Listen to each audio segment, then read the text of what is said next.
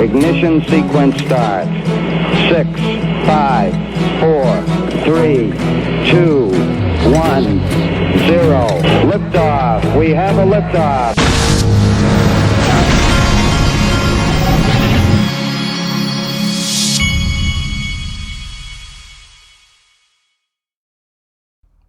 Hey everybody, this is the Digital Asset Investor, and we need to start this emergency situation with a warning for everybody to get all your crypto off of any of these exchanges. We're going to talk about what's going on right now, and just by coincidence, one of my sponsors, Ledger, the link's in the top of the description. They've got 10% off, and you can see it up here at the top. Ledger Nano S for 10% off of the Ledger Nanos for 48 hours only, and there's a code right there. You can click on the link in the top of the description and go and get one. You need to get your stuff off. Okay, now I want to remind everybody before I get going, I have a pinned tweet. It's at the very top. If you want to join the free ProCoin News daily newsletter, I'm keeping the link here pinned at the top of my Twitter feed, and this is what it looks like when you click on that. You're going to get the crypto news daily, and it's for wild speculators only, and I'm going to be featured in it. I might do some short videos and different things every once in a while. So just wanted to make you aware of that, and it's totally free. Okay, this is where it all started. Okay, and this is CZ Binance. All right, this was from November 6th, a couple of days ago, and I don't remember if I covered this exact tweet, but he put this out. I want to make sure everybody understands what's happening here. As part of Binance's exit from FTX equity last year, Binance received roughly 2.1 billion USD equivalent in cash, BUSD, and FTT, which is FTX's token, I guess. Due to recent revelations that have come to light, we have decided to liquidate any remaining FTT on our books. We will try to do so in a way that minimizes market impact due to market conditions and limited liquidity. We expect this will take a few months to complete. Binance always encourages collaboration between industry players regarding any speculation as to whether this move is against a competitor. It is not. Our industry is in a nascency state. Is in its nascency. Every time project publicly fails, it hurts every user and every platform. We typically hold tokens for a long term, and we have held on to this token for this long. We stay transparent in our actions. Well, that started a whole thing. And then by today, or by this morning, this was 9:26. That's 8. By this morning, there was some back and forth, I think, between CZ Binance and the Sam Bankman-Fried guy from FTX. And then by this morning, we were seeing this. FTX temporarily halts withdrawals, on-chain data reveals. Then this morning, I was actually on a walk, and I was made aware of this. CZ Binance this afternoon, FTX asked for our help. There's a significant liquidity crunch. To protect users, we signed a non-binding letter of intent intending to fully acquire FTX.com and help cover the liquidity crunch. We will be conducting a full DD in the coming days. There's a lot to cover, and we will take some time. This is a highly dynamic situation. We're assessing the situation in real time. Binance has the discretion to pull out from the deal at any time. We expect FTT to be highly volatile in the coming days as things develop. All right. So then this is like a major thing. The markets are tanking and the whole thing's going on right now. I'm not going to show all that. Look, these kind of pullbacks to me are buying opportunities. I haven't bought any today, but I'm just saying that's the way I usually view them, because if the events are not in any way tied to the tokens that I hold or the long-term idea of the tokens I hold, then I don't really pay that much attention. But Liz Clayman says major tectonic shift happening right now. Crypto Binance has signed a letter of intent to buy Sam Bankman-Fried's FTX exchange after Binance flooded the market with FTX's own FTT coin, triggering a liquidity crunch. Then BitBoy comes in and says this. I'm trying to make sure that I give you a timeline of this drama and some of the different facets of it. Think back a few weeks ago, to when CZ Binance was able to invest $500 million into Elon Musk's Twitter purchase. You know who tried to invest as well but was shot down? That's right, SBF, Sam Bankman-Fried. Elon knew who the good guy was at the time, when only very few people knew the truth about SBF. Okay? Then this guy tweets this. 6th of October, he said, this is getting weird. 6th of October, a hacker drains $580 million of BNB. 7th of November, yesterday, Binance starts dumping $580 million of FTT.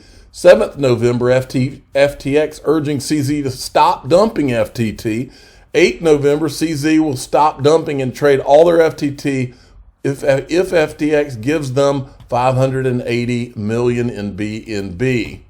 So there's the BNB that was stolen, and then there's the yes, this is a part of it. And then here's the question: do you plan on taking Alameda up on their offer to close the position OTC to avoid further market impact? He says they will, or I will buy 580 million of BNB. All right. So then all of a sudden, the second that all this starts going on, almost as if it was a coordinated plan, what happens? Well, all of the regulator types, or there starts becoming whispers of the regulators. Oh, well, okay. Well, here's one from CoinDesk. News swirling around FTX and its in-house token, FTT, has sparked questions around how exchange tokens work and what gives them value. So now we've got a whole debate. Then there was this guy from the New York Times, and what do we know about the New York Times? Well, they're no better than CNBC or any of these other narrative-carrying news agencies. Eric Lipton, what an unexpected development. Almost like a black swan event, right, folks? Let me write that down. Black swan event that everybody's been talking about, could be coming. What an unexpected development. The mighty Sam Bankman-Fried has been brought to his knees. Looks like he may not be the next J.P. Morgan Chase. Irrefutable, clear evidence of just how speculative the whole cryptocurrency enterprise remains. It's almost as if he wrote this to hand off to the regulators to say, okay, you can use this to go after whoever you need to go after.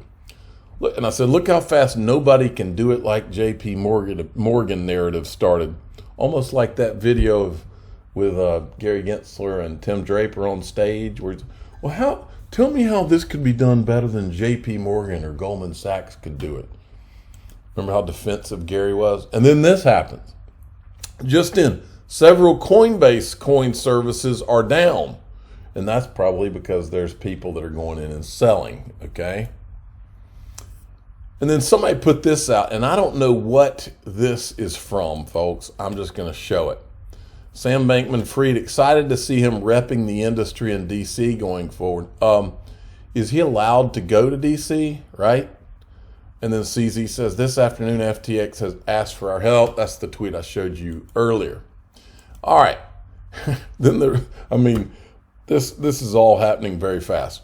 This is from 2 months ago. Global 500, the world's largest corporations from Fortune. The next Warren Buffett, the 30-year-old billionaire SBF, is betting big on crypto in a moment of crisis. He could build an empire like the Oracle of Omaha or crash and burn.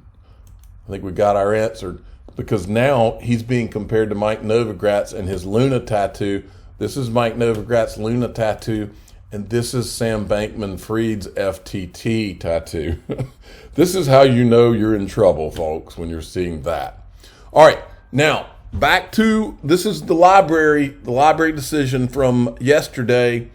I wanted to show you this because this is the first video that I've been able to get where John Deaton is explaining how this is not as big a deal as people were trying to act like. Listen to this. The other thing that people need to realize is that the LBRY attorney, he did not contest the first two prongs of the Howey test. Howey has 3 prongs, and the third prong is a 2-part test, or 2-prong element prong. And LBRY's attorney, mistakenly, in my opinion, He didn't contest the first factor, which is an investment, and he didn't contest a common enterprise. And in the Ripple case, Ripple and XRP holders are all contesting. We're contesting every single factor, and the common enterprise is the weakest that the SEC has. And so I know a lot of people are out there on crypto Twitter, and there's even lawyers out there saying, oh, this is a death blow to crypto. It's one freaking judge in New Hampshire, and Judge Torres, who is the judge in the Ripple case, she doesn't have to even read this opinion. All right. And she could rip it up. She could read it. She could say, oh, he makes a good point. Or she could read it and say, this guy makes no sense whatsoever. I'm not even going to finish reading it. That's what it had. That's the kind of impact that it may or may not have. And so people need to realize that. But comparing the LBRY case to the Ripple case, if you do that and you're an XRP holder, you'll get worried. And I'm telling you not to be worried, because it's apples to oranges. It really is, between the tokens. Now, folks, this is no XRP death blow. It's like he just said that this is apples and oranges. Okay, so everybody gets all freaked out.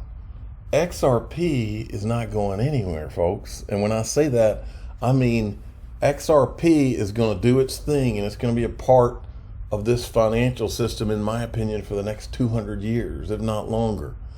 I'm not sitting around worrying about the LBRY lawsuit, folks. XRP is bigger than all of this, in my opinion. All right, I wanted to show you this tweet because I think it's significant. Remember, just a few days ago, Stephen Thomas came out of nowhere and said that he was coding again, and a lot of things have been happening in the last few days. Now, if you really pay attention to who's winning, it looks like the good guys, and I'll show you another one here in a second. It looks like the good guys are rising up, from an Elon Musk to a lot of these people. Stephen Thomas had tweeted this back in May 2018. This happened because payments as technology wasn't ready. But now with technologies we're helping build, Ripple, XRP, Interledger, we can process trillions of transactions per second without any central authority. And this guy's asking if anybody remembers this, is this still true? And asks him. Stephen Thomas says, yes, this is still true. Interledger can sit on top of as many underlying ledgers as you like. Therefore, no global limit to the number of transactions processed. Transactions are also aggregated, so Interledger can process many times more transactions than the underlying. Trillions of transactions, folks. All right. Now, this, to me, is one of the more interesting things that came out of all this FTX Binance stuff today. And that is one of my sponsors, who is Uphold. And this guy is Dr. Martin Hisbach, and he is head of research at Uphold. Very interesting Twitter handle to follow. The guy's smart, and he's funny too. But he says, this is huge. Crypto.com is next. Uphold will be the last man standing. Binance says it's buying FTX, and he's retweeting this whole drama. And then he tweets this also. It says, outside Uphold headquarters right now.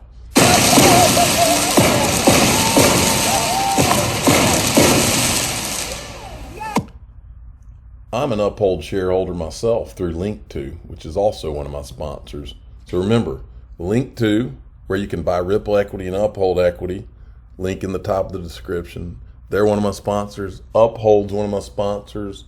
I buy digital assets on Uphold.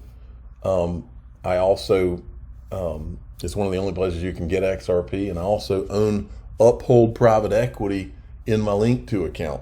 How about them apples? Uphold, to me, has been one of the best exchanges from day one.